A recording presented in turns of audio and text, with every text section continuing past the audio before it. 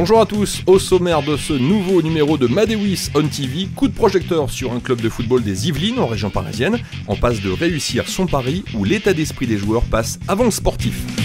Situé dans les Yvelines entre Versailles et Rambouillet, l'Olympique Sportif Club d'Elancourt compte près de 720 licenciés. Dans un secteur géographique très concurrentiel, le club s'est lancé il y a 3 ans dans un projet ambitieux, redorer son blason à travers son équipe première. Pour mener à bien cette mission, les dirigeants ont fait appel à Daniel De Oliveira, en poste depuis 10 ans, tour à tour éducateur des U15 puis des U19.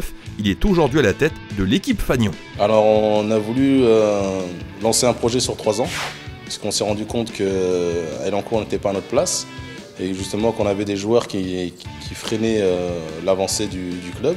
Donc on a voulu sur les 2 premières années assainir le groupe, c'est-à-dire faire un bon groupe pour pouvoir bien travailler et s'entendre sur le terrain.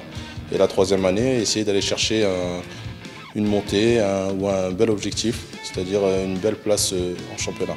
C'est important, oui, parce que du coup de l'extérieur, on avait une mauvaise image.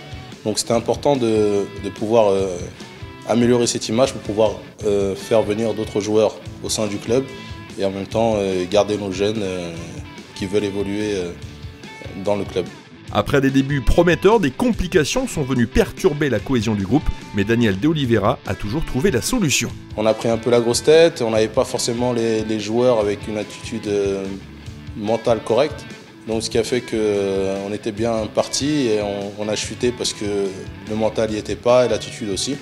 Donc cette année, c'est plutôt l'inverse, où on a réussi à faire de belles choses parce que du coup on a un bon groupe et un bon état d'esprit. La saison dernière, un 2e éducateur est arrivé en renfort pour gérer l'équipe réserve et ainsi insuffler une nouvelle dynamique. On va dire que je suis un peu plus sur le côté gestion du groupe. Parce que quand on est entraîneur de l'A2, ce qu'on doit faire, c'est s'assurer que les 14 meilleurs jouent en 1 et que les 14 méritants jouent en 2. Pas nécessairement les 14 meilleurs suivants. Parce qu'il faut garder un maximum de joueurs concernés. On a un effectif qui se monte pratiquement à 48 joueurs, ce qui est beaucoup pour 2 équipes. Et il faut arriver à concerner tout le monde. Et j'essaye de faire en sorte que la gestion du groupe, la cohésion de l'ensemble soit réglée comme une symphonie musicale. Actuellement 4e de son championnat après 11 journées, Elancourt reste bien placé pour jouer la montée en 2e division départementale. Pour ça, l'équipe peut s'appuyer sur un groupe composé de joueurs expérimentés et de jeunes joueurs issus de la formation, à l'image de Bilal Saafi.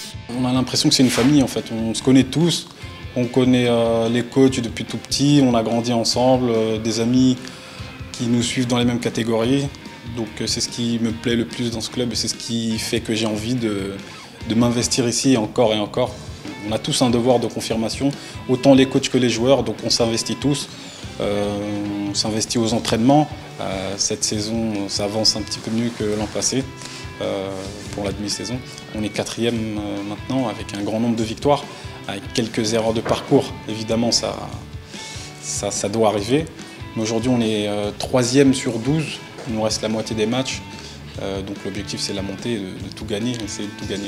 Dimanche prochain, après une longue coupure hivernale, Elancourt reprendra la compétition avec un déplacement à Bailly-Noisy, lanterne rouge de cette poule B. Au match aller, les hommes de Daniel De Oliveira s'étaient facilement imposés sur le score de 5-1. Voilà, c'est tout pour aujourd'hui. Rendez-vous dans quelques jours pour un nouveau numéro de Madewis On TV. Et d'ici là, n'oubliez pas de scanner votre maillot d'entraînement.